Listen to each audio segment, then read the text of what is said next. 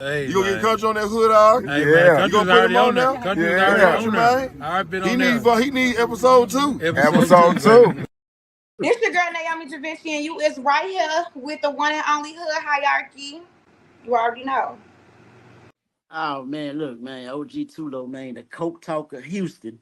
You know what I'm saying? 8 times, man, dirty size, man. You know, this is what it is, man. You know, rocking with my boy, Uncle Beats. First of all, yo, salute to everybody in the building, man. This Jap City TV, y'all already know what's going on. Bandana Road, East Side Legend. I'm in this boy with Hierarchy, with my boy Uncle Beats. Y'all already know what's going on. East Side Chicago, West Side Chicago, low end, Wild Hunters. Acknowledge me. Let's get up, man. Let's talk about it, man. Yo, y'all. This hood hierarchy. This your girl Star with 3 R's. Y'all got it. This is the best platform for the artists. Now we gonna start with the South Side, where GDs and BDs and Blackstones don't coincide. So let me be your tour guide. So when you in a certain area, you will know what that hood ride. How you doing, Two Sweets? How you doing? Hey. Good to have you here. If somebody was trying to be a guest on the Gangster Chronicles, what's the qualification? Man, just have an interesting story, man. That's how we made our name, man. We really made our name off of just having interesting people on, dog. Right. You know what I'm saying? To be honest with you, dog, I'd rather talk to an interesting person than a celebrity any day, dog. There we go. Any day. So if you got something interesting, I was on the Gangster Chronicles, so I guess I'm interesting, people. Yo, what up, people? Y'all tapped in with President Sly, Hood Hierarchy. Y'all checking out, you know what I'm saying? Unc right here. Stay tuned. Buffalo, New York in the building. Aye. Okay, so it is what it is. I am that girl, Olivia. This is Hood Hierarchy with Uncle Beats. Make sure you guys remember to look in the mirror and tell yourself that you are absolutely amazing. No matter what anybody says, you got this. Yes, life gets hard and it may knock you on your feet, but guess what? You'll jump right back up because why? We wobbles, but we don't fall down. All right, it's your boy Lil Matt. Shout out Hood Hierarchy, Uncle Beats, salute all the way from St. Martin, Mississippi. What's the hood? Brooklyn, New York, Tampa, Florida, Ybor City. What up? This your boy Snap G, and you tapping in with Snap G and Uncle Beats on Hood Hierarchy, Mobcast.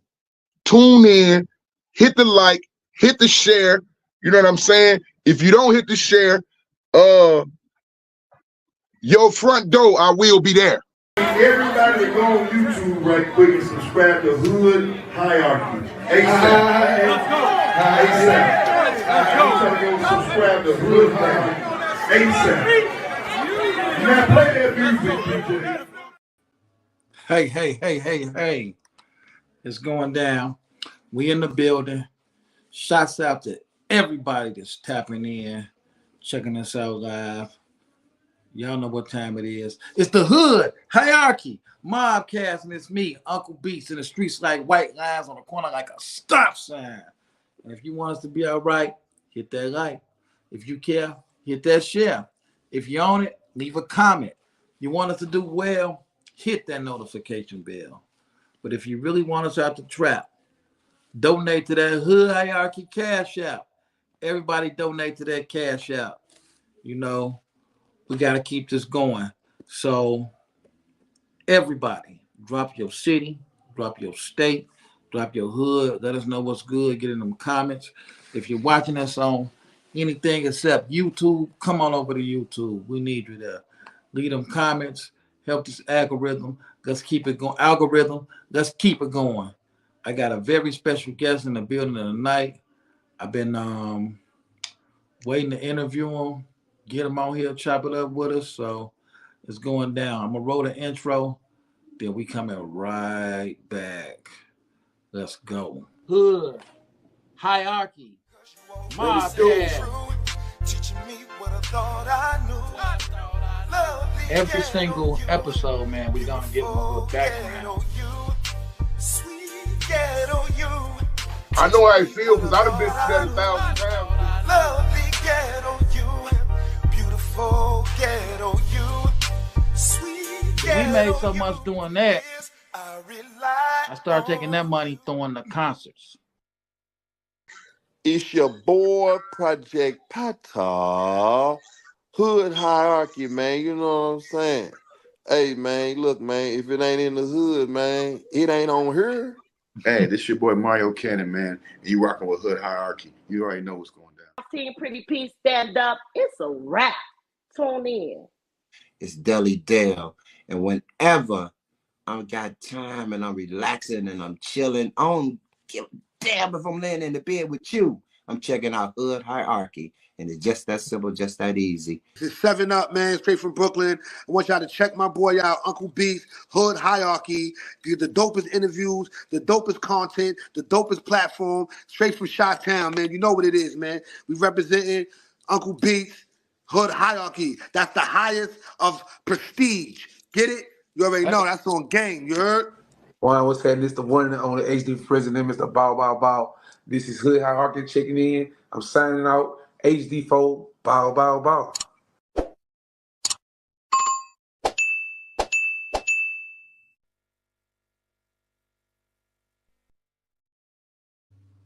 Hey. It's about to go all the way down to the ground, but it's going to go back up quick. Well, today's guest, I've been waiting to chop it up with him for a minute. You know, he real knowledgeable in a lot of areas on stuff that you can't just go Google. You know how y'all like to Google everything? Like, no, you can't do that with the stuff he know, man. So, you know, I'm not gonna hold him up. I'm gonna bring him on in. So y'all get ready for the one and only. You know, we share a name too. We share a name, but it's Leeland Evans-El. Sheik in the building. Where you at? Let's go. Y'all give it up for the Sheik one time.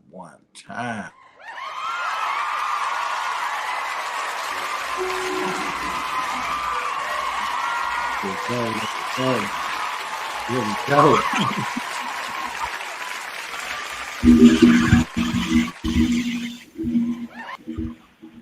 Gratitude for the intro, bro. Gratitude, man. Man, family, man, I'm glad to be here. We finally got a chance to sit down and chop it up, man. Finally got a chance to sit down. It was dope when we met in person the first time. So we've been waiting. Yeah, and look how that happened. Yeah. You know. What was we doing? Oh yeah, I was at the rim. I was going to the rim shop. Bumped into you. And you said, and I was on my way to the liquor store. Right. And you said, you know who I am? I said, I'm waiting for you to come on Hood Hierarchy. Of course I know who you are. My namesake. So yeah, this is dope, man. Man. I definitely we share the same names.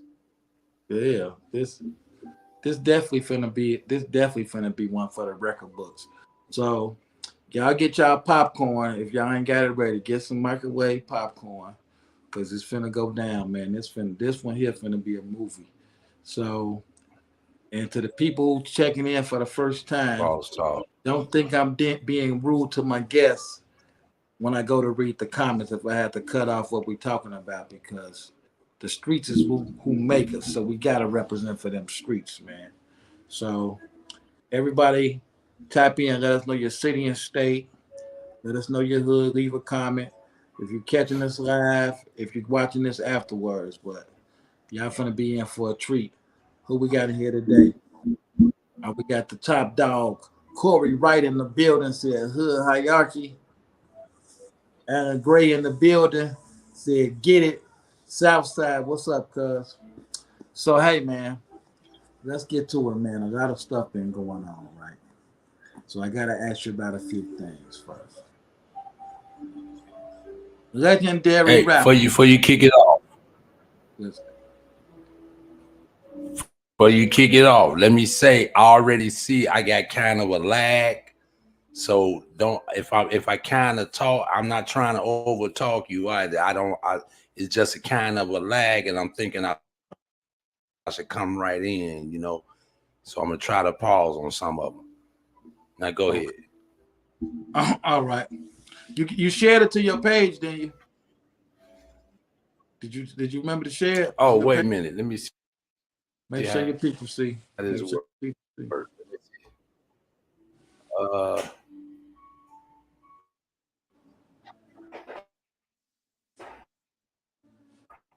How do man? Listen, I don't know. I don't Just know. share, Where do just I hit get the that share. option at?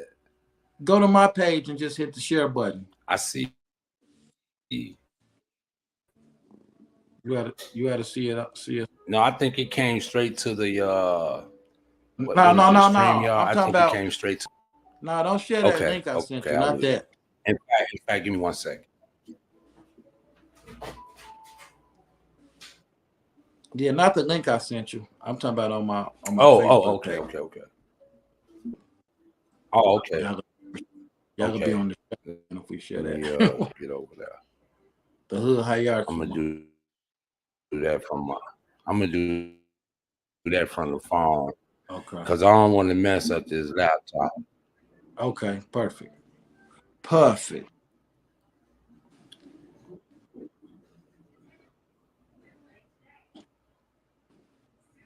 And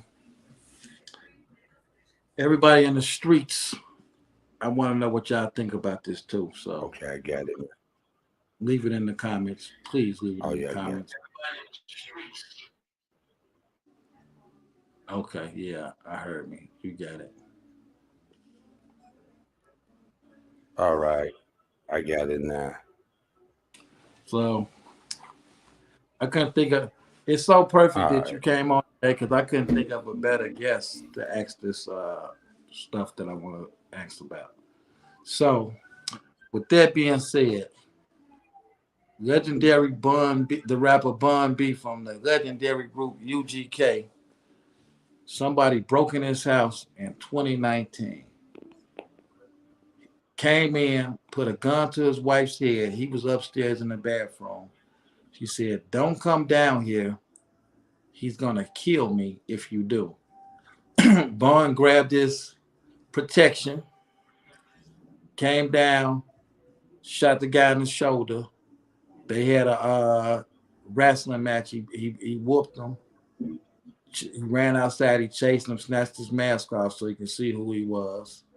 The guy was later arrested when he went to the hospital. So a couple days ago, the guy he pled guilty. He was getting sentenced. And Bun testified at the sentencing hearing. And people are saying that he's a snitch for that. What do you think? Wow. Nah, well, first I'm gonna just say straight off top that he ain't no snitch for that. It's a difference. See, it's a different set of rules that apply when you're talking about protecting your home and things of that nature. This man is he Bun-B to us in the hip hop industry, but you know that man got a name, and he's a husband, and he's a father, and he's a protector first and foremost before he's anything. And whoever broke in that man's house, it ain't like, and it's crazy because even if he would have broken the house and Bun-B would have called the police, you know, I don't see him as a snitch. You understand? But the man that broke in that man's house and put him in a position where he had to shoot him, and then put him in a position where he had to ultimately testify, take the stand, then that's not being a snitch at all. People got what being a snitch is really about. If we can understand where snitching first came from, you know, we go back to the days of slavery and the fugitive slave. I had the honor of reading the autobiography of Frederick Douglass when I was incarcerated, and he talked about when he escaped slavery from the South and came to the North to New York.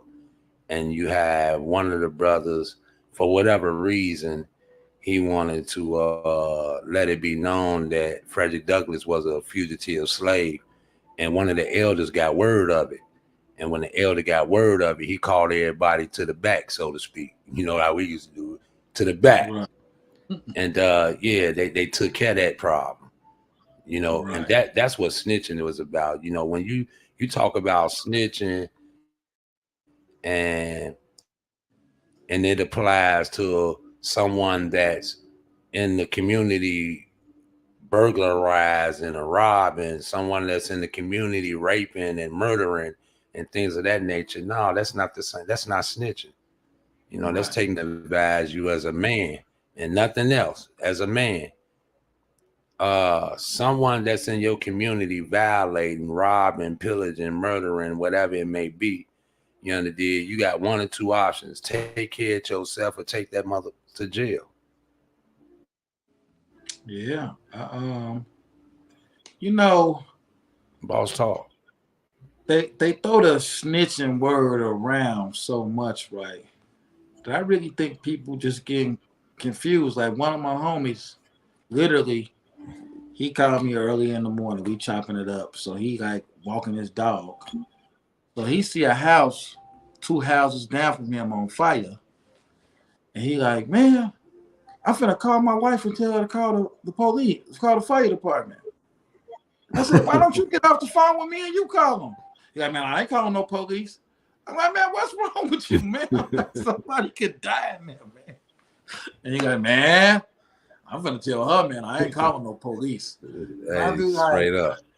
I'm like, yeah, take a bump off. We got dog. and he didn't call him. He went in. I was still on the phone with him. Like, hey, the house down, it's on fire. I'm like, wow, like they really got the snitching line. That's one of those when keeping it real goes wrong moments. Right, definitely when keeping it. But I gotta say something, y'all. Y'all let me know what y'all think. I gotta say something. I don't think I would get on the stand if I was Bun-B. I don't think I would be comfortable getting on the stand, getting the person more time. But I do know this. My uncle told me something a long time ago. Back in the 60s, one of my uncles got killed. And my uncle said his friend was like, man, somebody killed your brother. You ain't gonna do nothing?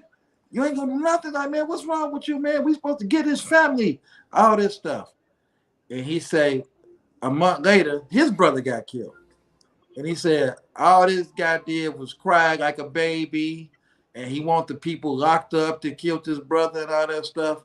And my uncle said, hey, never say what you will do because you don't know what'll happen when you get put in a certain position.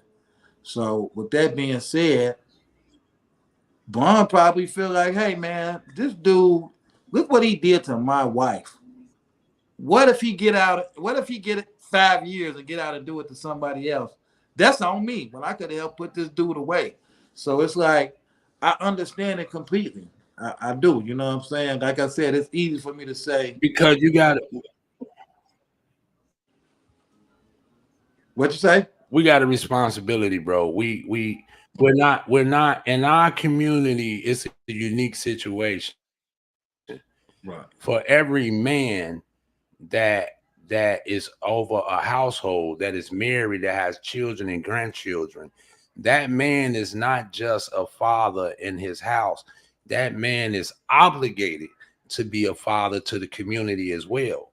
So I got one way of dealing with you if you breaking into my home trying to do some harm, but there's another way of dealing with you without harming myself. Right. If you dealing some kind of if you're a public health safety risk, so to speak. Right. You know, and I can't be a vigilante in those terms because to take you out would take me from my family. Right. You understand? So it's only one way to deal with you. And I'm asking you to please go to jail and don't force me to take you to hell. There you go. It's one of those situations with that. Because, you know, at the end of the day, And like I say, people, it's easy to say what you will do when you're not in that predicament. But I really feel like Bun could have killed that guy. And you know, he could have, because the guy was, Yeah. I think he was 19 when it happened. He could have looked at like, man, I don't want to kill Mm-hmm. this kid, but I got to protect myself. So, you know, you just, Yeah. people talk that stuff like Lazy Bone said, Bun should have killed him. But maybe Bun felt like, I don't want to kill this dude because I might understand where he coming from. Yeah. I might understand that he down on his luck. Yeah. And think this way, breaking into somebody's house. So it's like, man, for people to call the man a snitch, I just don't see how that makes sense to the. It don't make sense, bro. Like you said, they need to take a bump off and realize that this is a brother as a home. This ain't your hip hop fantasy. You know what I mean? This gangster as underground king. This is Bun-B, whatever his government is, as a father and as a husband protecting his home front. And when you demonstrate how people don't know what they would do when they get in those kind of situations, the wisdom is true. It says that the Holy Prophet Noble Ali teaches that pain will make innocence plead guilty. Okay. You understand? So ones need to, yeah, they definitely need to understand that when you take that to heart, when you say you never know what you'll do when it's a given situation. But in this situation, come on, let's put our manhood, let's man up as men, as fathers, as husbands, as uncles. Realize that every situation we can't murder, death, kill a cat. You understand? And in Bun's situation, that brother got called a blessing because Bun didn't know he was 19 until he pulled the ski mask off. He was already trying to deal with him. I'm just trying to deal with you as somebody that didn't cross the line. You in my house, homie. Right. You understand? So, yeah. Yeah, definitely. Let's check in with the streets, and I see we got them coming in. Corey Wright said, "What 100? My guy, the one and only short body in the building. Us before me, the thug body. Short body. Inglewood. The Young Guys podcast. Inglewood in the building. He said, Bun-B is not a No snitch. doubt. Most of the people that call him a snitch will snitch. Ha ha ha." And he also said, salute to Leeland, outstanding member, you dig, blessings, beloved.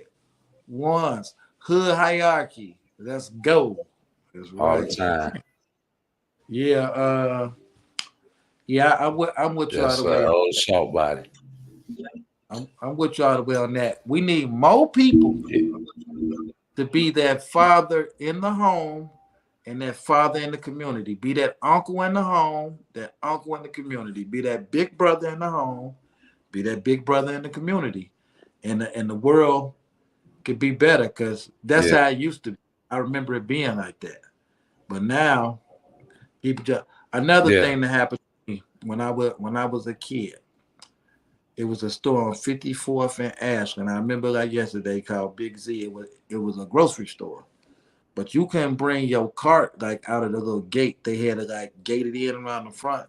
So my mom going to the car, she didn't meet with the groceries. I'm about 7. She going to the car to get the car, and I see her fighting with a dude. And everybody is standing around like, oh, they need to stop that. So my mama fighting with him. And I'm a little kid though. But nobody will help her. So now when she finally get away from the guy, she's like, oh, I was stabbing him with my key. He was trying to rob me. They're like, oh, that's a shame. And I'm thinking to myself, like, yeah, if y'all would have helped her instead of sitting up there talking about people. And to this day, that's how I am. If you're going to get into it if you're going to beat somebody up or rob them or do something, try not to do it when I'm around because I'm going to take the chance of whatever come with it. Because I'm going to try and just stop. Just don't do it. Don't beat your girl up in front of me. Because I'm going to break it up. Do it somewhere else. And I think we need more people like that to get back to what you said. Being part of the community and not just Yeah. worried about them. Yeah. Because it affects everybody. It affects your family. You know what I'm saying? So it's like Yeah. a lot of times I look like, what if Yeah. that's my son? What if that's my sister? What if that's my daughter? And that's what's missing off top. You You know what I'm know, saying? bro, God. So one of the things I hear a lot today is our brothers and sisters saying, "Man, we need to be more like the Mexicans or the Latino community. They all know how to stick together. Look at them. They know how to they all be in the same house, whatever, and all the way up until they get one another a house, and they continue with moving." And I like to tell people when I hear that, we were the Mexicans. That was us too. It was like 2-3 generations of us in the same house, from Big Mom and Granddad all the way down. Straight from We Mississippi. stayed in the house together with uncles and aunties. You're We right. jailed together. We made sure that we had everything that we needed. If James lost his job, hey honey, holler down there at the job site. Y'all got some opening because James lost his job. Right. Billie Jean, they getting put out. We finna have a rent. We gonna throw a rent party, and all the money that we get from the rent party, we give it to Billie Jean and them. We were them. Don't tell me I was there. When the milkman was still and the juice man was still delivering to the house.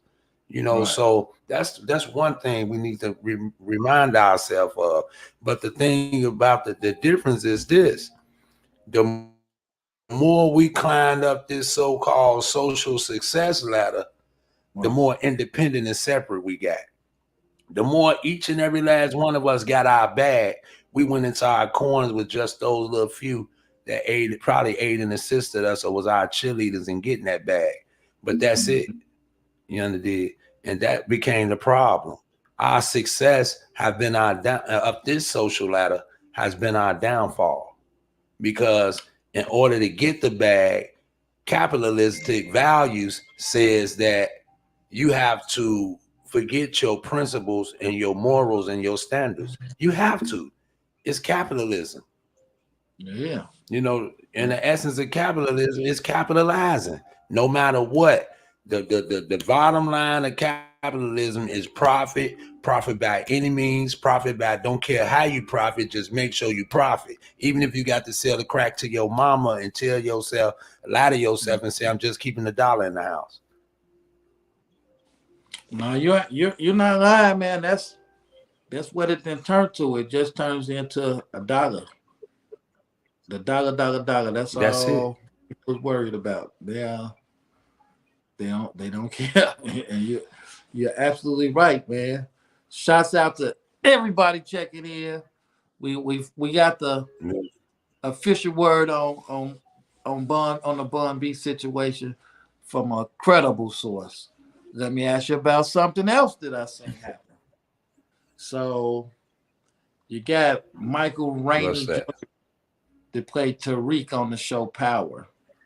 So he was on a podcast with a famous podcaster. I mean a streamer, Ty Lil James. And as he's standing there, his sister walks up on him and starts rubbing on his private area. So he's looking like, whoa. So the host find out, he gets mad, put his sister out. The sister came rubbing on Michael Rainey's private area. His sister. He's standing there and his sister grabbing on his personal property. So I want to know what happens. Now we know about women getting assaulted. What happens when this happens to a man?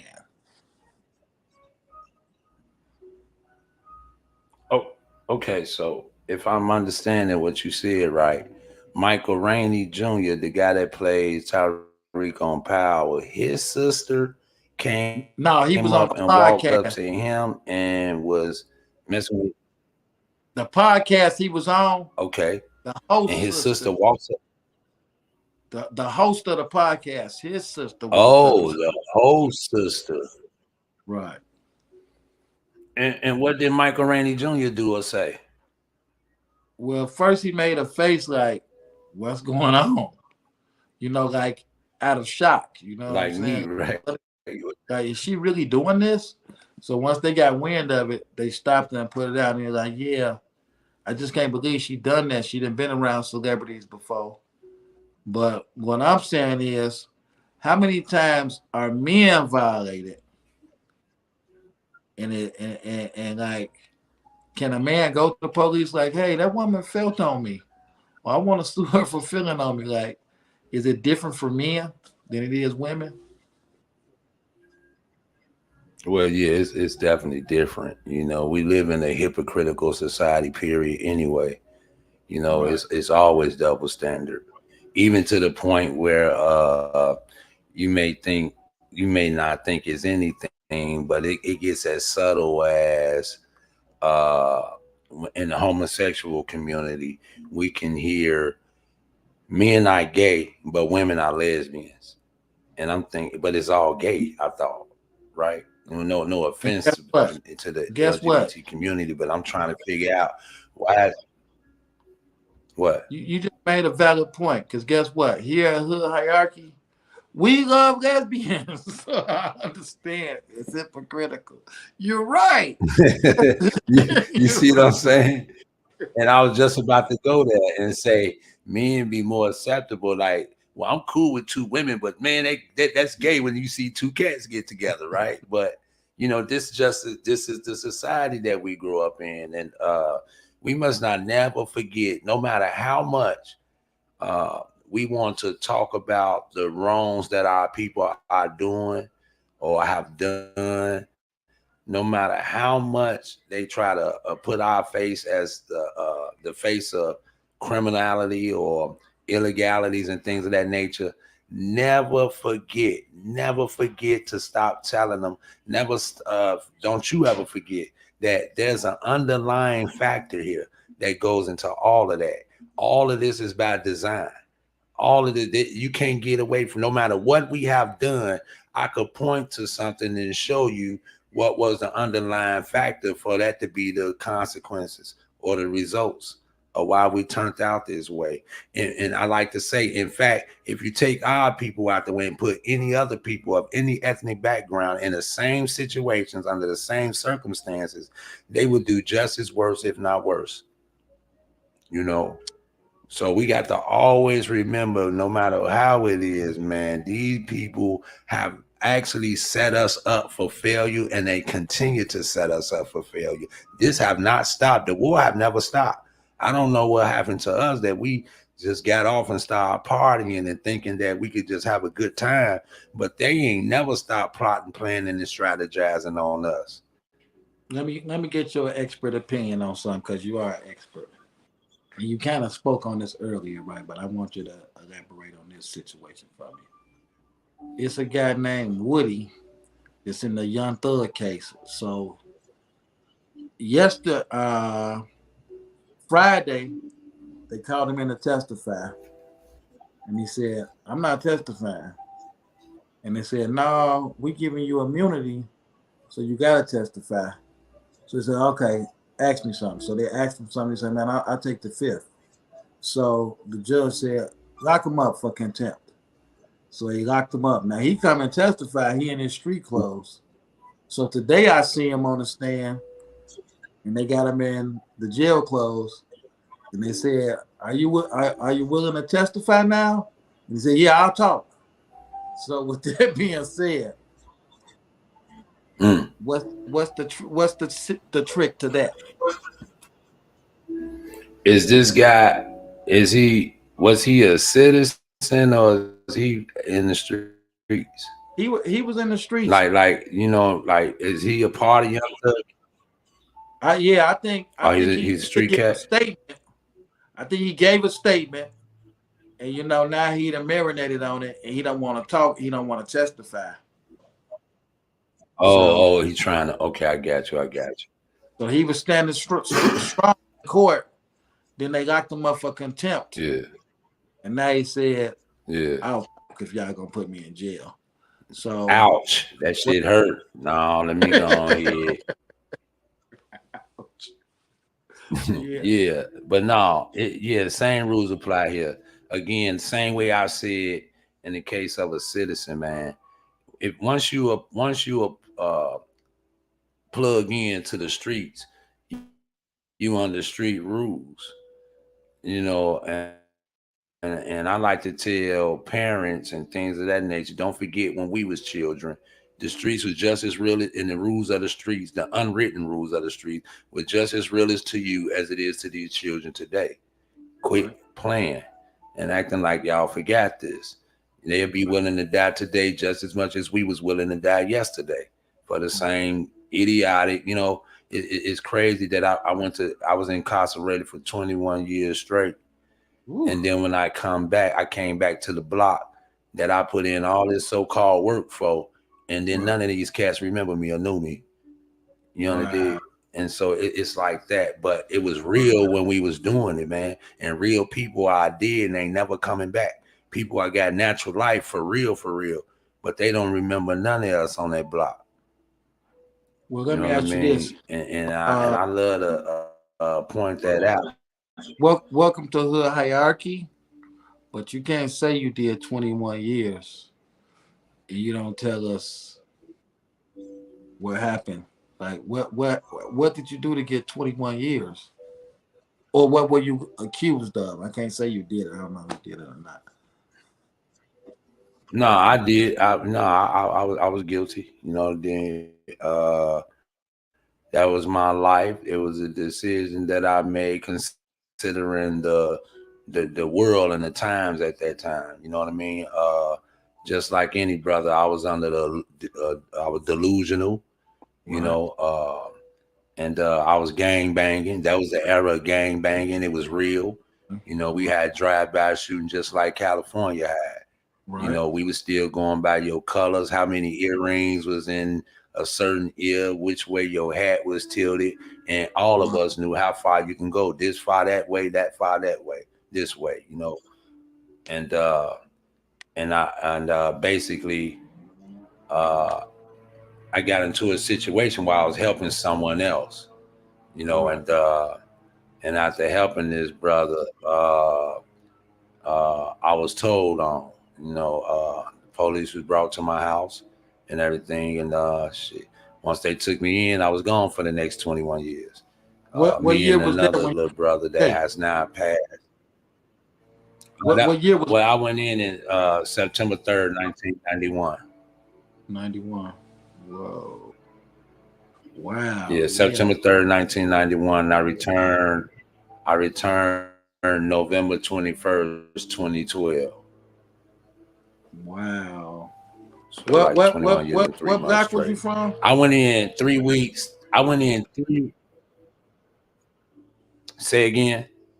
I say where was you from in Chicago?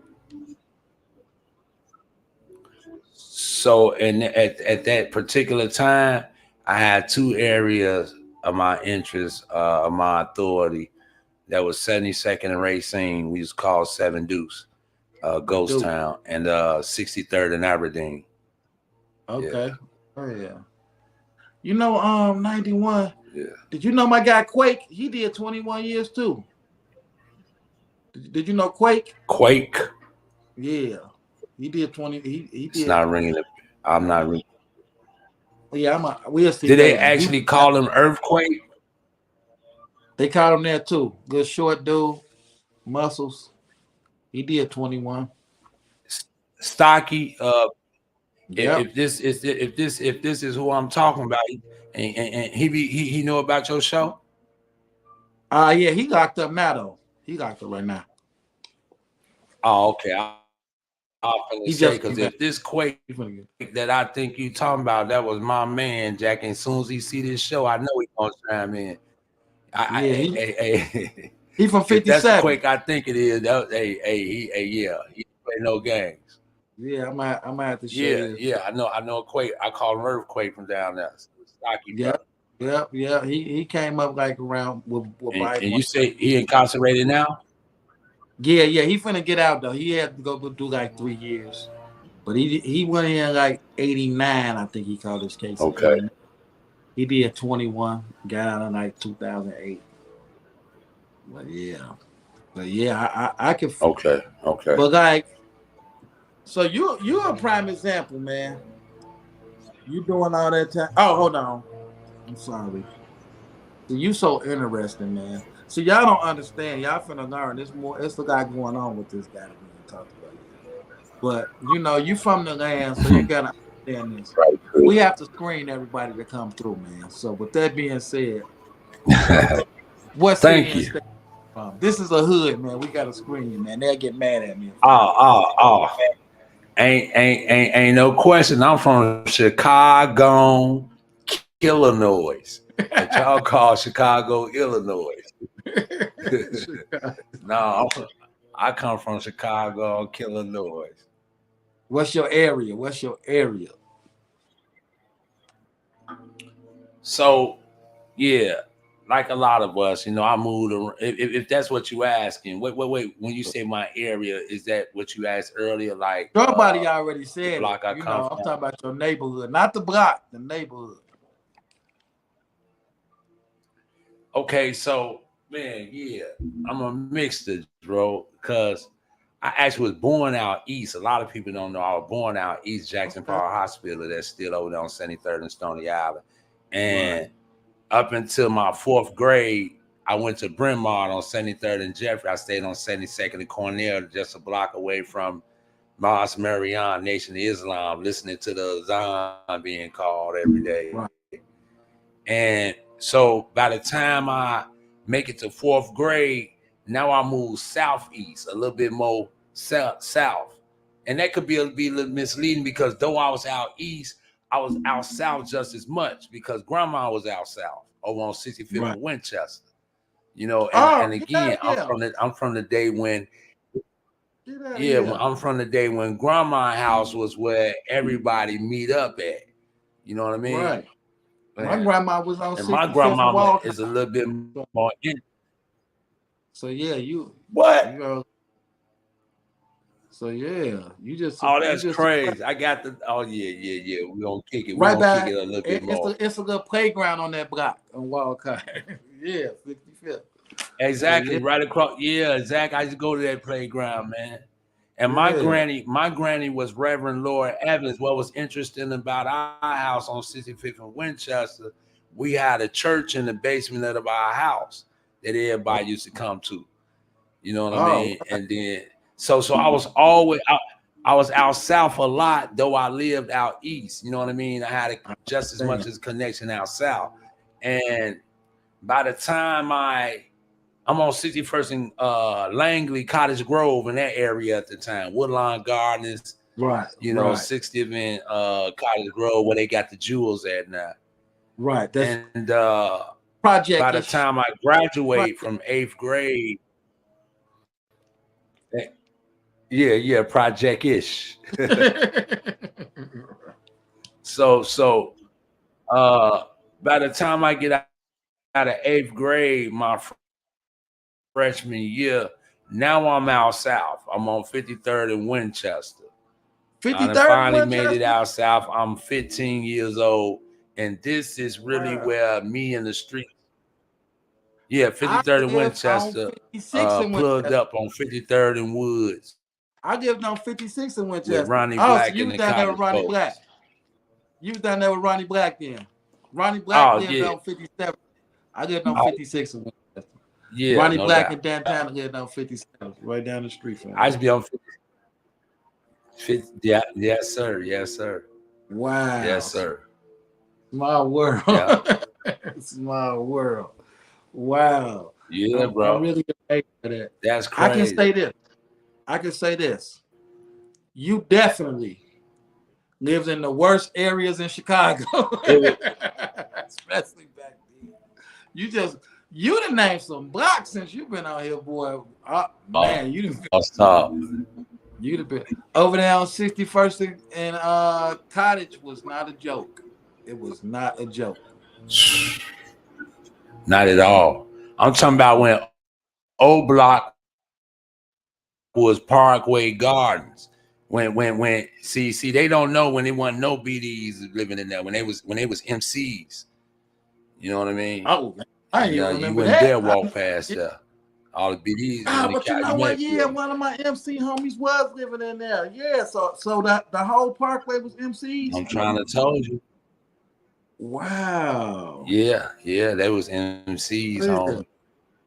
After they tore that Calumet building down, I guess that changed everything. I don't know. I was gone. Yeah, that's when they came, because I remember like it was some GDs in there too, and a couple of my MC homies was in there. It was still a few in there, but like you say, they tore that building down. Oh, it was, and they flooded it. Oh wow, man! So what high school did you go to? It was all of that. I went to Dunbar, Mighty Man. Okay, yeah.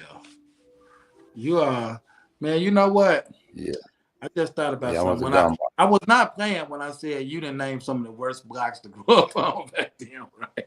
So over there, I know you ain't playing. Over there, well, I'm telling the people. I'm telling the people, right?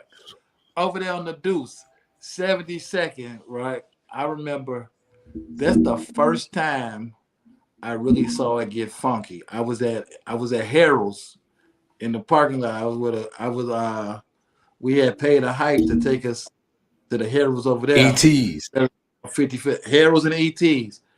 And boy, them dudes was firing each other up from across the street. It was dudes in the. I'm like, man, it's real over here, man. Man, they was going at it. So yeah, man. My people from around there though on 72nd too though. So I'm all over, man. I'm all over too. But you show naming Yeah. You show naming some spots. I'm like, whoa. So oh yeah, man, and in each spot, man. Go ahead, pardon me. Oh no, I'm listening to you. I was about to read some streets because you got the streets going. You got the streets going crazy now. But you say each spot what? No, I was finna say, and in each spot, it was a person that influenced me heavily and mightily. Like for instance, when I left 61st and Langley Cottage Grove area and came to 53rd and Winchester, it was Ronnie Black first. I always say Ronnie Black was the brother that brought me in. That's who they call. That's my namesake is Black. They call me Black after him. And well, actually, Dantana gave me the name Black because after I left Ronnie Black, I got with Dantana, not knowing who the hell I was getting with. You know, I'm just trying to make some money because these boys was making money at the time, and I refused to wear my grammar school clothes to my sophomore year. You hear me? Right. Hey, DT boy, the original boy. DT, hey. Yeah. You know, I'm married in the DTs. I'm married in the DT's family. DT, that's my sister and our uncle. Oh yeah. Yeah. So like I say, that's my neighborhood right there. Your sister-in-law. Okay. Yeah, that's my. And you know. Yeah. Nice to be down there. And so at the D. I hear you now. You lagging like you say. I be waiting for you. You say after DT what? Oh, and so after I leave Ronnie Black and get with DT, after DT it was Bible, Shorty Bible, and so them three guys is who I credited for, you know, making the street part of me. You know what I mean? And but who was you with on 72nd? Who was you around over there?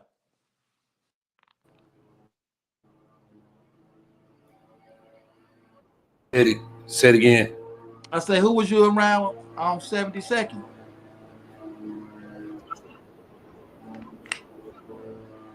Okay, so when I go on 72nd, so here's the story behind that. So my mom had been living around on 71st around Ada, right? Right. And for over a year. I was staying with my grandmother's on 65th and Winchester at the time, because this is when I didn't start smelling my piss. You know, I'm a little unruly Right. now. So I'm staying with Right. Granny. And and I'm with Dantan and them at the time. And Right. man, in that little time that I was with Dantana, man, my whole life really changed. I became that little, you know, thorn in your side, right? And Right. this is around the time when the Bogus Boys, it was the all out get the Bogus Boys. Right. I You remember know, that. whoever is a bogus boy, if you know what it was smash on site, wherever they catch you, jail, wherever, jewels, get them Right. cats. And so I'm telling DT, man, Cole Black and them, and just Ronnie Black and they done showed up at Granny house and told me what it is, bro. Dantana like, man, the hell with that. I told Dantana, nah, the hell with you, man. Did you hear who said get us? Man, I'm out of here. So I took off. I Right. went and had over on 71st with my mom in there. I moved in with my mom to hide Right. not only from, you know, the mob, I got to hide from Right. Dantana. You know what I'm saying? Right. And so I went over there to hide out. And when I got over there, I saw some things that was crazy, man, until I got in contact with my man Bible. And once I got in contact with Bible, we straightened that situation out, all that whole area, and got it in order and got it Right. all in tune. And then from there, that's how I met Dirt. And yeah, from there it was just on. Right. Yeah, he got some history too, boy. People don't know. I know some stuff about him too. I ain't gonna say it on here, but I seen him in action. But man, you to say you Yeah. came up around Dirk and Ronnie Black and Dantana and Bible. I mean, that's Chicago right there. People don't understand. You have to be there to know who them guys is. Hold on, let me Man, for check real. streets, because you got the streets going crazy with all these legends. Hold on a second. Willie Estes, Ellie Hu, Vegan World Cafe, our sponsor, said, "Rest in peace to Ronnie Black." My guy Let Kane me be Jared remiss TV say in the Baptiste. building. Yeah, I remember. You know what? When I came in, he was the gov, Shank was the regent. That's when that's when I was. That's about my start right there. I was a kid then. Whoa, I forgot about Shank. Hey, R.I.P. Rest in peace Shank. to Shank. Yep, Shank was the Yes, reason. sir. Baptiste, he used to be in the pool hall over there on Green. That's where on Yeah. 59th. But 59th and Sangamon. 59th and Yes, Sangamon. sir. Pool hall and the record store was together. Willie Estes said Parkway had MCs, vice lords, and GDs. Yeah, I remember he was one of the people I was going over there with, so I remember. That's why I was just saying that. Dennis, Hey, who do is you because remember a rapper named KRS? I mean, Cool Rock Steady? let me say my part. You ain't got no part. Cass one, you ain't got no heart. How can I forget Cool Rock Steady? Yeah, Cool Rock Steady, definitely. Yeah, Cool Rock Steady. That He was dude. from over there. Oh, he was from Parkway? What Cool Rock Steady was from? He was on the block. What's the block? What's that? He was from right there on 64th, 65th, and I want to say Langley or what's that? The Langley.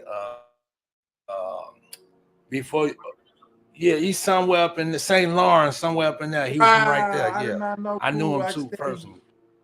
I did not know Cool Rock Steady was from over there. That's dope. Yeah, So where when FBG Duck what was his from? mama name? Mrs. Big Stuff or something? I know his mama. I know him. I just know his work. Yes. Wow. So where FBG Duck is from, Cool Rock Steady is from over there. That's real. That's a jewel, Yes, right? sir. That's a jewel. Yeah. 64. I know My all cousin they stayed people. 64th in St. Lawrence. Wow. Yeah, man. You just. Whew, we're gonna have to do more with you because I ain't even got to the major stuff. You done dropped out of memory lane. I'm sorry, y'all. Y'all just have to understand. This man, especially 91, he left in 91. He said, "Did you know my cousin Dinky? Dank? You Yeah. know him? Light skin with long hair. I know. Where think Ronnie you Black from? both had them 88s, them Deltas. Ronnie Black had a purple one. Dinky had a blue one. Nah, Ronnie Black was black. My bad, with a maroon top. Both of them had them drop tops. That sound. What Cadillacs? They was Oldsmobiles. I think it was 88. Them old schools. You know that old school. Oh no. Had. Oh no. Yeah. Yeah. Wait. That wasn't no Cadillac that Ronnie Black had. That gray short body with the canvas top. No, he had show bodies. They had the show bodies. I'm talking about the The all convertible. black canvas top, but the. No, he had a Okay, 9.8. okay. That's a 9.8 right there. Oh, okay. I don't think I was with him yet. Then. They had so many cars, man. They had so many cars. Oh, that was a 9.8. Yeah, but like my cousin say, Dank used to be with Dollar Bill though. On a I know Dantana definitely driving that 9.8.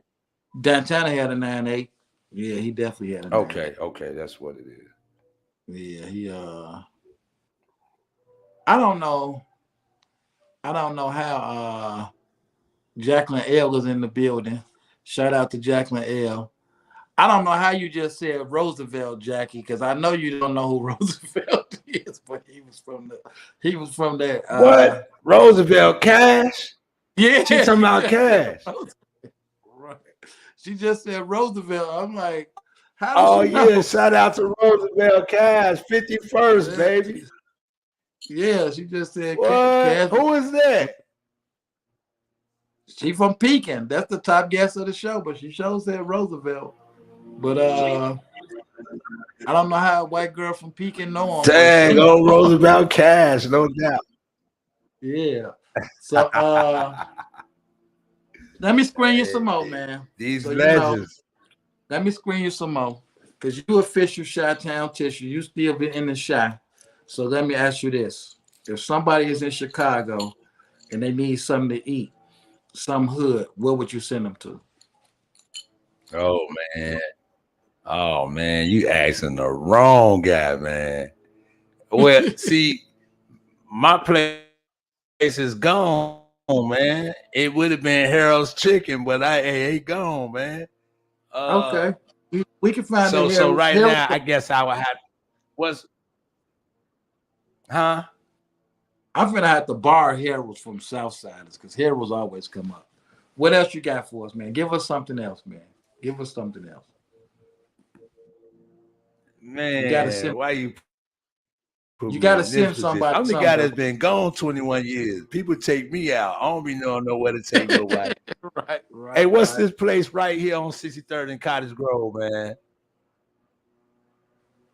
I can't never remember the place, man, but I like to go there. It's a nice little restaurant. Man, what's the name of this place?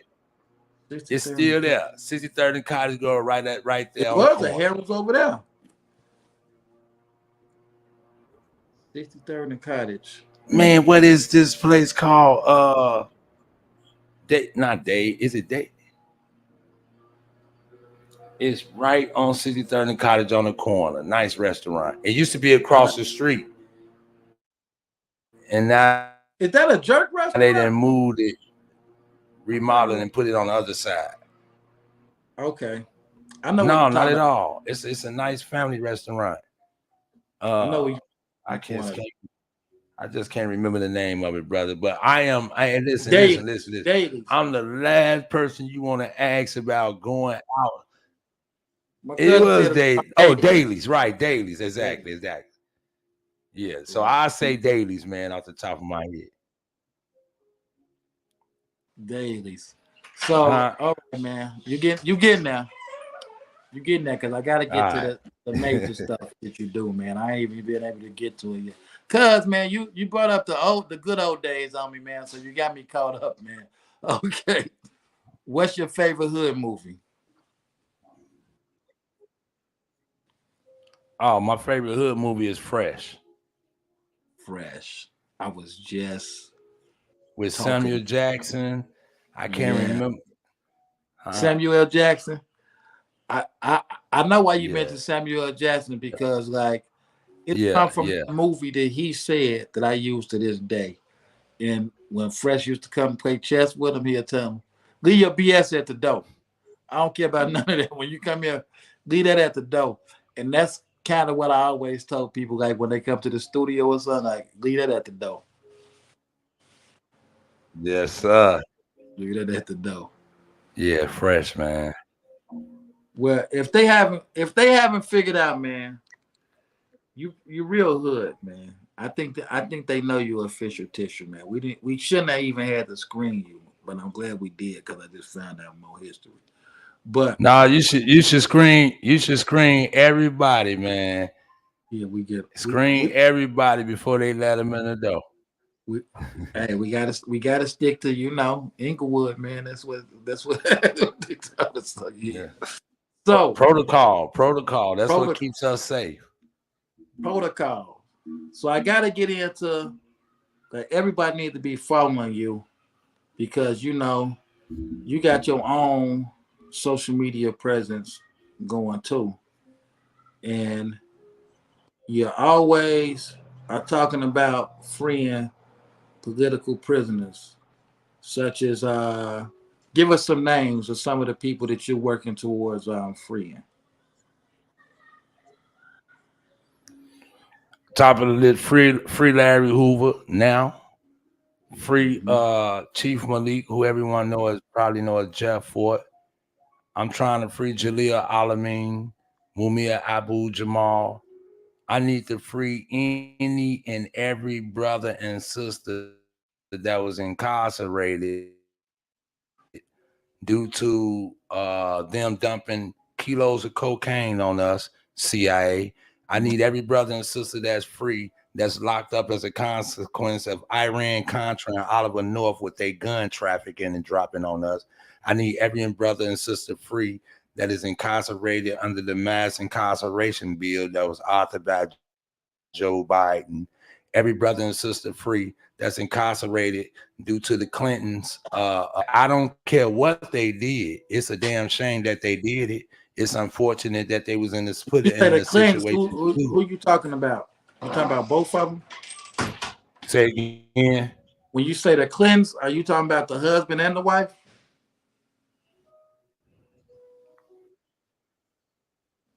Oh yeah. Because because the husband wasn't nothing but the face. Hillary was the brain the whole time. That was the lawman. And what did you say? But What was the he was bill? the president, so he What was the bill? the truth and sentencing bill. Right. Truth and sentencing bill.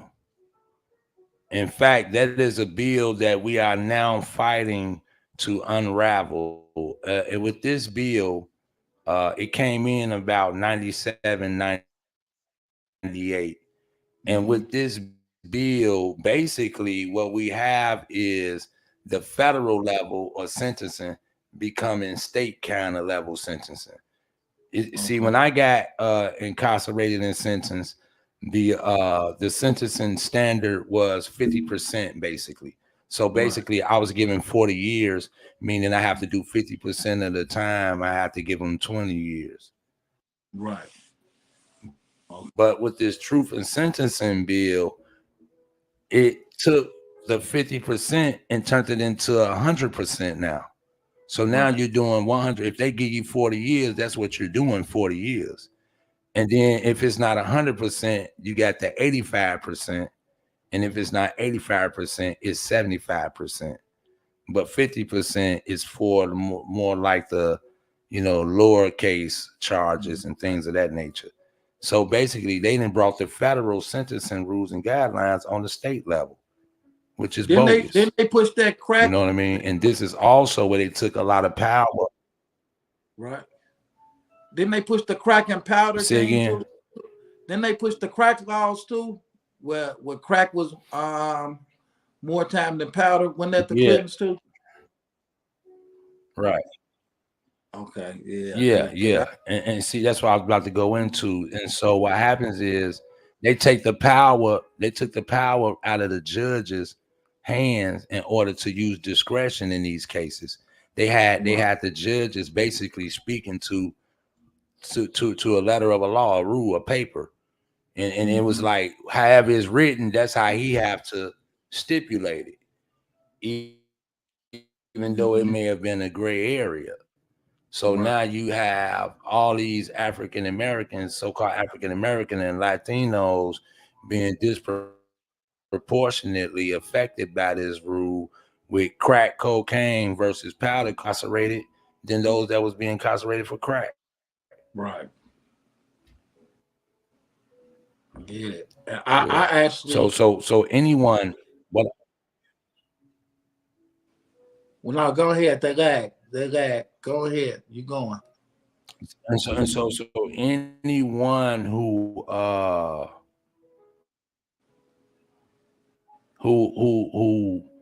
have been incarcerated since the counterintelligence program to this very day of so-called criminal justice reform and police reform and all that stuff, they are political prisoners, because all of these things that has been done to us and our community has been done to us by via the permission of the United States government.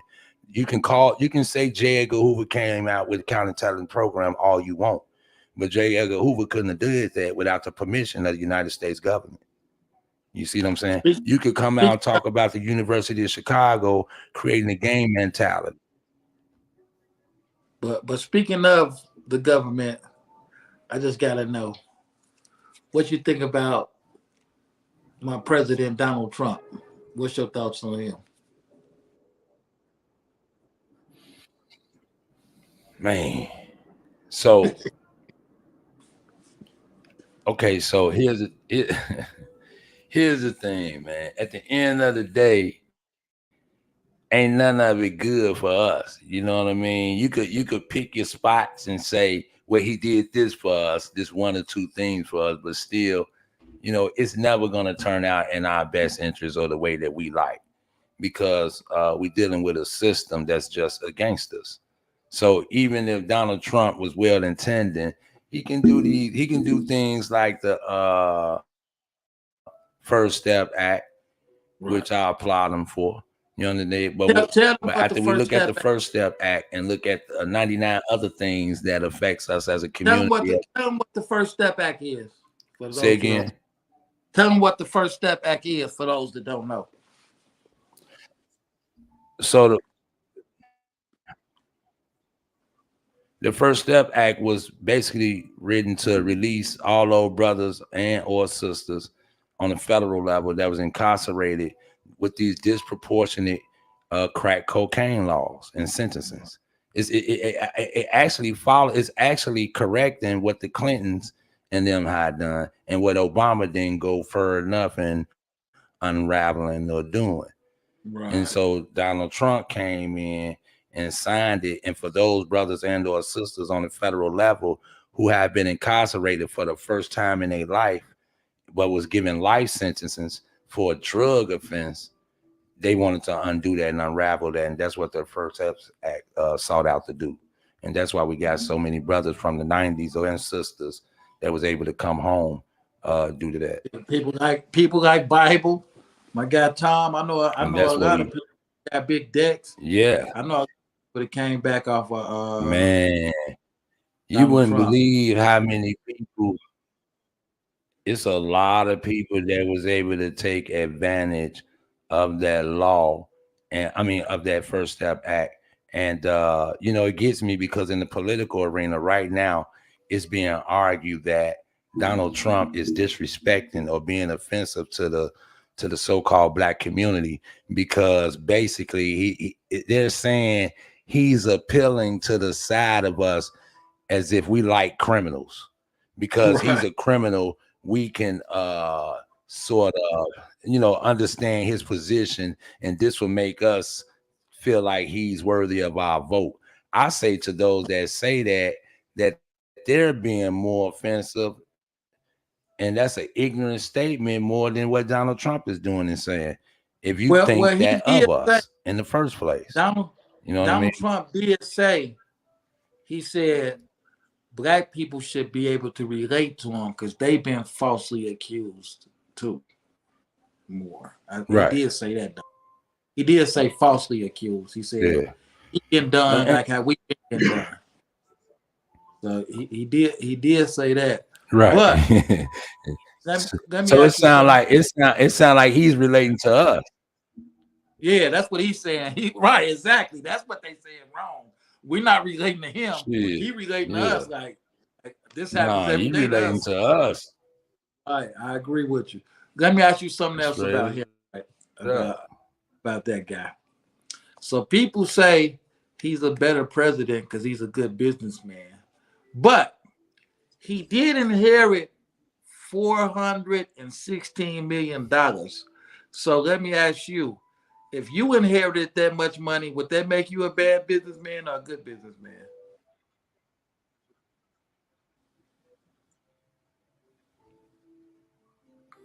Okay, so boss talk.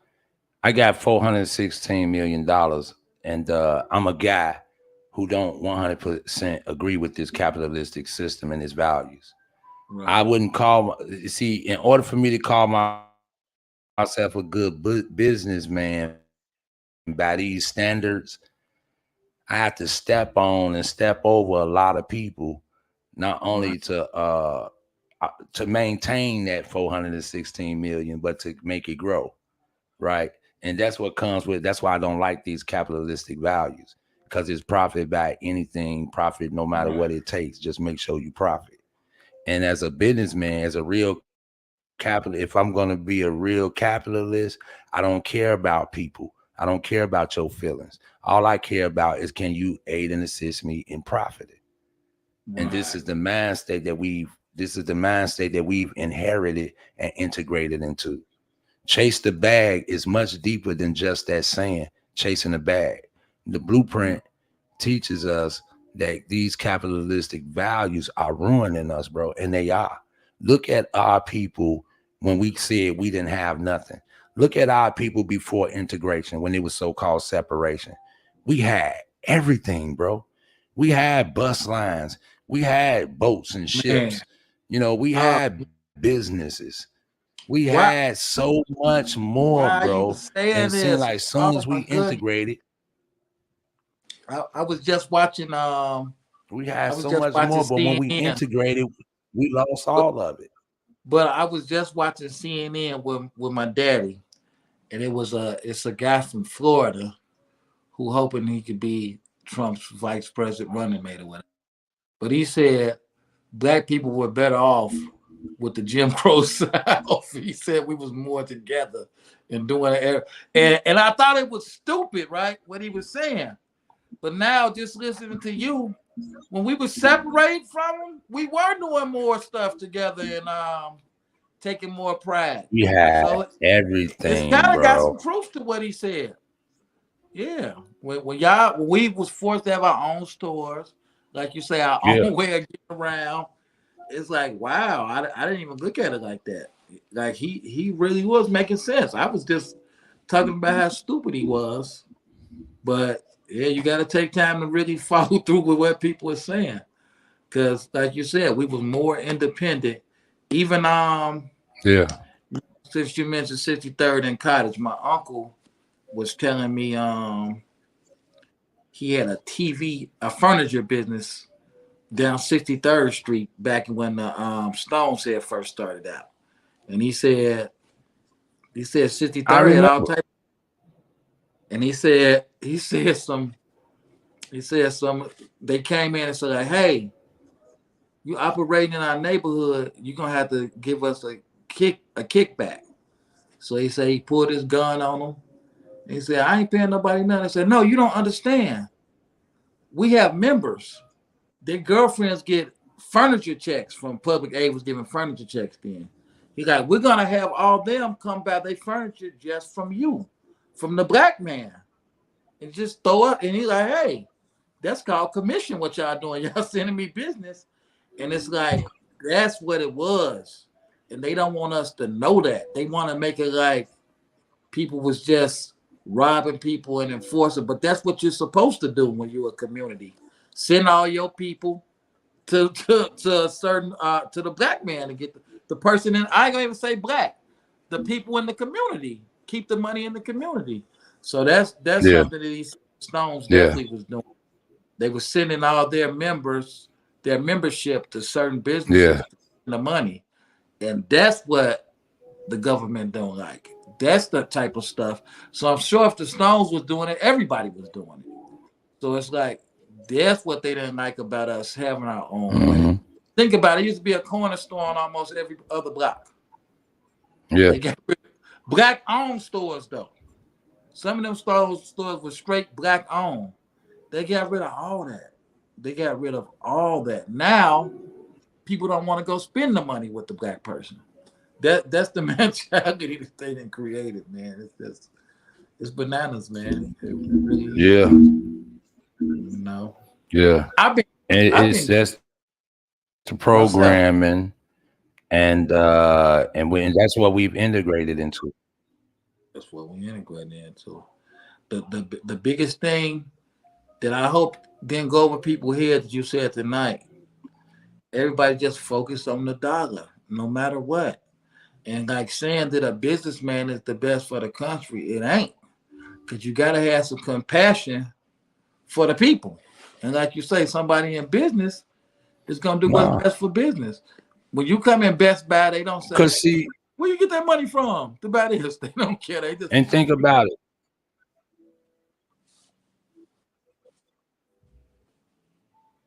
When you think about it, the businessman was created by well, not all the time in any case, but most likely they didn't went to school, they didn't went to college, they didn't took a class. First of all, they tricked you in the gate. Capitalistic values, you got to pay for knowledge. How you gonna pay for something that's free to all of us?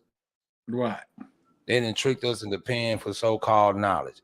Then after we didn't pay for this so-called knowledge, you find out you in debt for knowledge you didn't pay for that you ain't gonna even use in life in order to make it.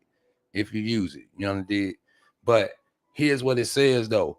How can I get the most by doing the less? That's the businessman attitude. And then if you're a real true capitalistic in your ways and values, then you're using the people's resources that was natural and meant for the world, for the people, for the land by God, by the Most High, right? And now you didn't coalesce natural resources, and then you're gonna put a price on it for the most of the people to pay. It's like they doing with the water. How you gonna sell water, man? And why are we even playing this game with them? like they creating water, like they making water. You know, like, yeah, how are you crazy? How you gonna coalesce water, man? Like y'all had to make it. Yeah, we had to make that water. But then when you go, so why we can't keep playing this game, bro? We losing. Martin Luther King was right. He integrated us into a burning house, and the reality is, man, we played this game enough and long enough to know it's just not going to work.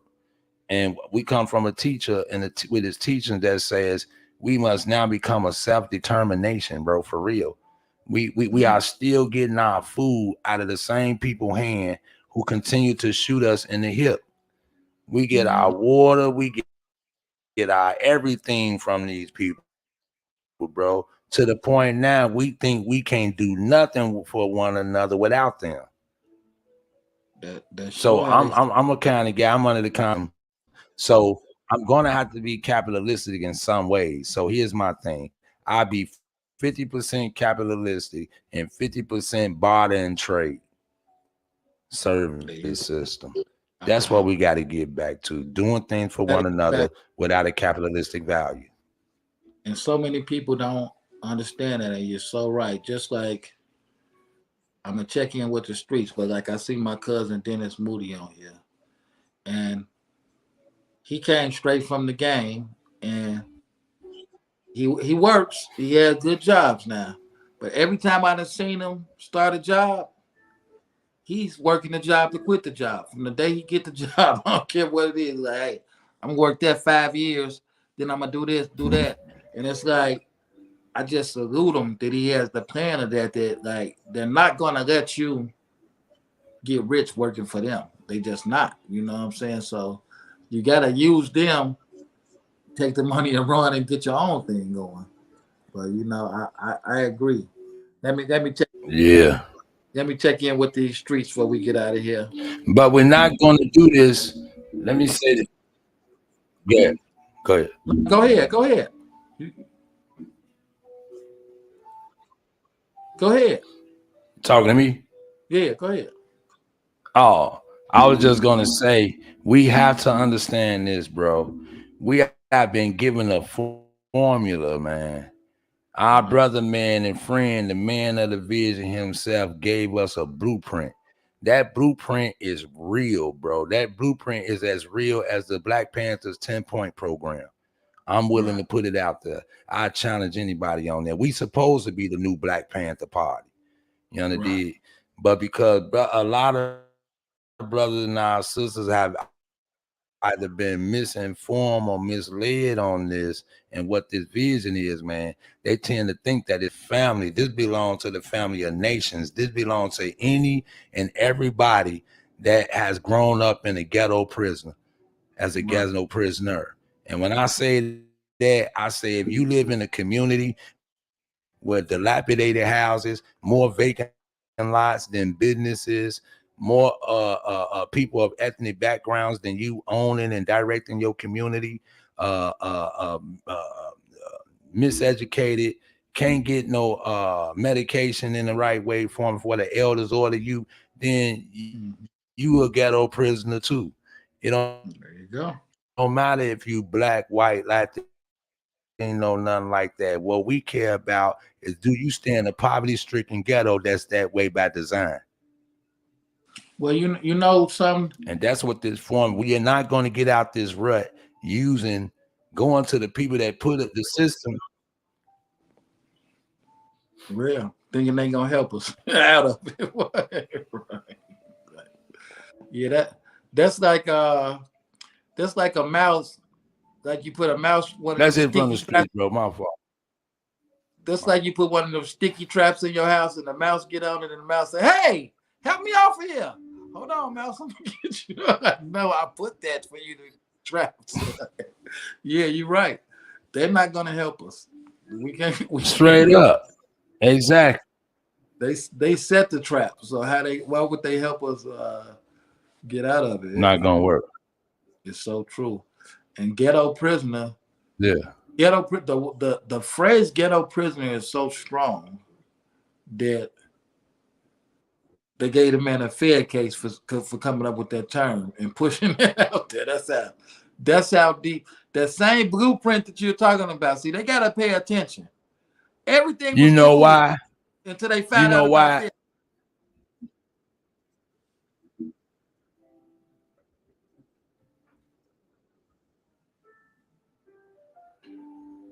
Bingo.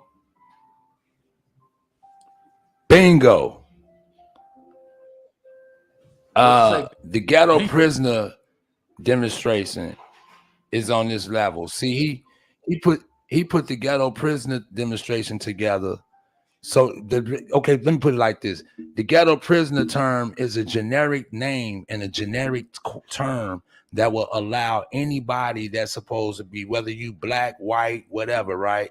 Whether you supposed to be a GD, Vice Lord, Blood, or Crip, all of that loses. You lose all those titles when you realize that we are all ghetto prisoners and we suffer from the same condition due to a same system and enemy that put us in that condition as a ghetto prisoner. You understand? So in that regard, it will allow a brother that was a GD or a so-called Blackstone under the Finbar 6 to work with each other, come across lines and work with each other, because now they both identify as ghetto prisoners as opposed to guys in different. See, this is how they don't have to lose their identity. You can still be in the Finbar and you can still go by your principles and standards. You don't have to lose your identity no more than the guy in the 6 or a Blood or a Crip or black or white, because that's not what brought us all here, and that's not our concern. Our concern that brings us all here today is that we are ghetto prisoners suffering from poverty-stricken conditions put up on us by the United States government and its institutions. This is the same energy. We real talk, boss talk, they United Snakes. And so what happens is we supposed to find the same energy in that our brothers in 1978 found in the term brothers of the struggle. Right. It didn't matter whether you look at that list of everybody that was considered a brother of the struggle or the Pontiac brothers.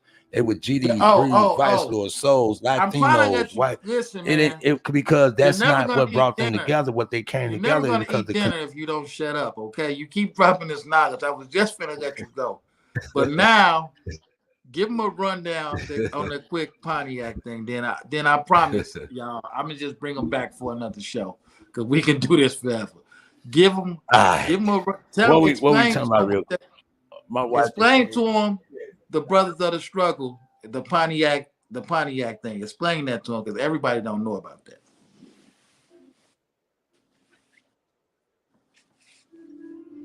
Okay, real quick. In 1970s in Pontiac, Illinois, in the prison, Pontiac so-called correctional center, we call concentration camp, the conditions were so horrible. The living conditions, the food that they was giving those brothers, man, the racism that they was going through, the disrespect and everything, had reached a point to it. The brother, they just couldn't take it anymore.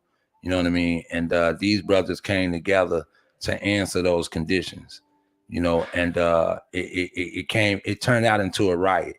So as the prisoners rioted, and in the midst of the riot, you have like 2 or 3 police that got killed. One of them got paralyzed. Some inmates got killed and things of that nature. So what came of that was 17 brothers charged with murders and being the culprits for setting that off. And so they put all 17 brothers, put them on death row and charged them with they were trying to get them the death penalty. Them was our disciples, right? Them was our disciples.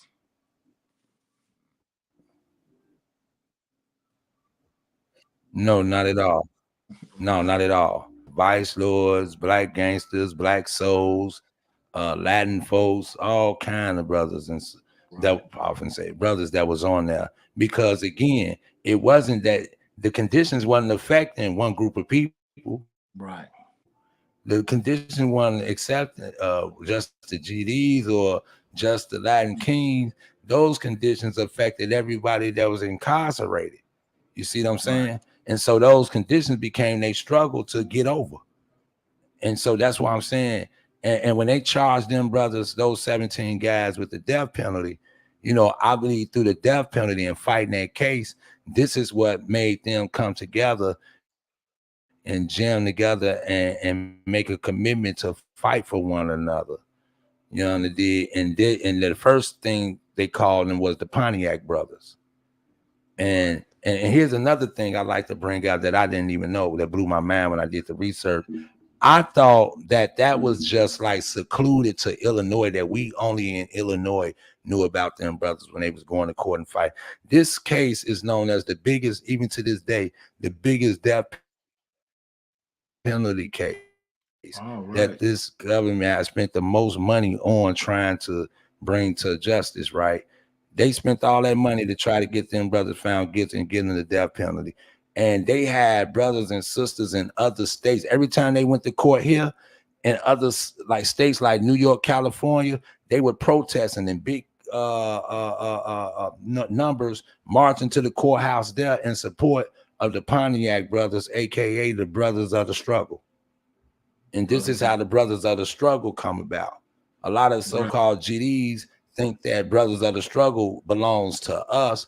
No, brothers of the struggle is a host of all brothers that was fighting over the racist conditions and the bogus, inhumane conditions that they had, forcing them to live in while they was incarcerated. They was fighting to be men and respected as such. How many was found guilty? And I believe how many was found guilty? None of them was found guilty. None of them was found guilty, but one of them pled guilty. He for whatever reason, he pled guilty to the charges, but everybody else beat the charges. In fact, Larry Hoover was one of the last three to beat the charge. Everybody else had already beat the charges. And that's another thing that speaks to who he is and what he's about. That man could have faced them charges on his own. Yeah, and why they won't let him out? That's one of the reasons they won't let him out, because as a young man, for me, in my opinion, that is the reason. Yeah, I'm with you. I'm with you. It's like right now, what me and you doing right now, Chairman Fred or whatever, they know people ain't taking it serious as a Larry was taking, or Jeff Ford or somebody was taking. So they like these niggas ain't never finna assemble from listening to them talking on this mobcast. But it's just like he was putting it together. Yeah. And he put in there and he changed his life, and they hate it. If they would have just kept breaking laws and doing stuff, he probably would be out by now. But the minute he got the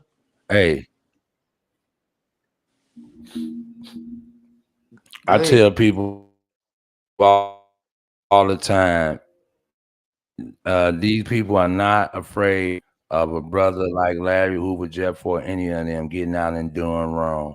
If they thought that they was going to get out and do wrong, they'll let them out just to lock them back up and let y'all know y'all suckers. Then we tell y'all, they know that they're going to do right.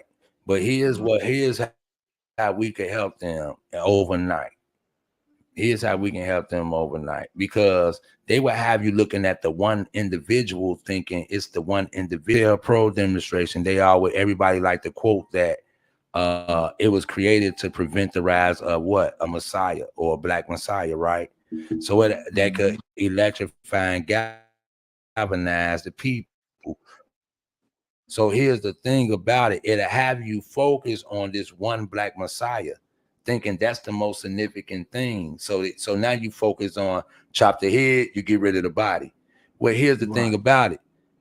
The only reason why the head is significant or important for them to stop is because they know the head is going to electrify and galvanize who? The body, the people. You see what I'm saying? So they will have us so focused on the one individual thinking that he or she is important when it's us that's important, when it's us that only have to stand up and arrive. If we want to help a Larry Hoover, Jeff Ford, any of these political prisoners out, all we got to show is that they already out. You got men and women out here that's committed and living according to their principles right now. We got a sister out here. I don't know if you heard of her. Her name is Cassandra Greer. She leads the organization's Justice for Nick and the Nicholas Lee Foundation. This sister whole focus is on freeing any and everybody that's incarcerated. Right. We literally got people out here that's fighting against that though. That would literally argue against that. People that would literally ask for money. People that's literally asking us for money, bro. You want to fight to get him out? All right, give us this such amount of dollar amount, and then you can continue. So Sheik, I don't go I'm, for none of that, man. I stay in the I'm middle. sorry. Sheik. I don't come I'm on your sorry. right. I'm sorry, man. You're gonna have to come back, man, because me and you can do this all day, man. You just tell them where to find you at, man, because you got No videos problem, boss. dropping No knowledge. problem. You just like you should be able to be like have Hey, like a knowledge vending machine or something, because you just got I didn't just went and watched all your stuff last week. Just gratitude. let them know where to find you at, man. They gotta know about this stuff. Hey man, basically, most likely I'm on Facebook, man, more than anything. My Facebook, as Leeland Evans-El Sheik. But in this world, man, I'm over here. I'm on the south side of Chicago, 838 West Marquette, Chicago 60621. I'm at the old school building on the second floor every day. I'm taking water donations for brothers and sisters that's in prison, where the prisons got lead and copper levels so high that they can't even drink it or bathe in it. The water coming through the toilet, man. So I need all y'all to get in contact with me if you got money donations or real raw cases of water, and we can keep that going. We fight for any brother and sister that's incarcerated. Send us names. You know your people been wrongfully convicted. Get up with me, man. Holler at me. We ain't gonna stop. Oh, I have to mention saving our urban leaders. The founder, Adolfo Davis. I work with this brother. This is the brother, if you ever heard me covering him. He's the youngest to be incarcerated in Illinois and given natural life at 14. Brother did 29 years. He's back out here. We work, us three, working with the chairman, Fred Hampton Jr. We work with Making Noise for Change and Mothers Advocating Movement for solidarity. And we coming for our people, man, period. You know what I'm saying? The streets and the community are going back in these prisons. The fight ain't gonna stop, man. And we want everybody and anybody to join in. Remember, this ain't all about money with me. You can also your volunteer, your blood, your sweat, your tears. That's just as much as value, if not even more, than the money that you can spend. The sweat equity, y'all. Oh man, let me say this one thing. I got a brother that's up right now, Jesse Smith. Jesse Fresh Smith from 47 the Valley. We fighting to get that brother out, man. He been gone over 30 years for a case that's not his, but because this brother's kept his mouth closed, he been suffering. It's time to bring that brother home, just like a host of the others. So stay in tune with me, and I gladly come back on, do another show, bro. Just let me know. Man, we gonna do it sooner than later, definitely. Free them all, definitely. Free them all, free them all. Shout out to Yes, sir. everybody. Free them all, bro. Free them Everybody all. that came in. Watch it again. Leave a comment when this is over, everybody. Please leave a comment. Keep us in the algorithm. You definitely gonna see. Come on, man. 2 Leelands. We got to do this more often. We gonna do this again. So, man, thank you for coming, brother. Tell them one more time where to find you at, please, man, because you're very important. All the time. Hey, let me say this. Can I say this? Hashtag legendary. We now have our own weed strand. We in the major weed dispensary. You're gonna be hearing all THC cannabis products all the way across the board, from gummies to cannabis to the pens, whatever, man. Look out for legendary. Our sister Cassandra Grill Lee. You know, myself, and man, like I say, man, we coming to manifest that vision into a reality. Man, we gonna do this again soon, man. Y'all Facebook. always say this, but me and him gonna sit right. down and do it. I gotta come on some of your lives too, man. We gotta spit it, man. Highly appreciate you. Shout out No to doubt, everybody. no problem. No problem. Shout out to you, man. Shout out to everybody. Thank you. We salute you. Everybody hit that subscribe, hit that share, hit that Cash App. Do it all, man. We appreciate y'all. Everybody leave a comment after this. So we in every show one way only, man. I say, what's the hood? You say your hood, and we out of here. So with that being said, what's the hood?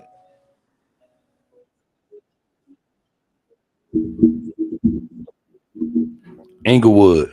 Hey, There's always something good in Inglewood. Peace.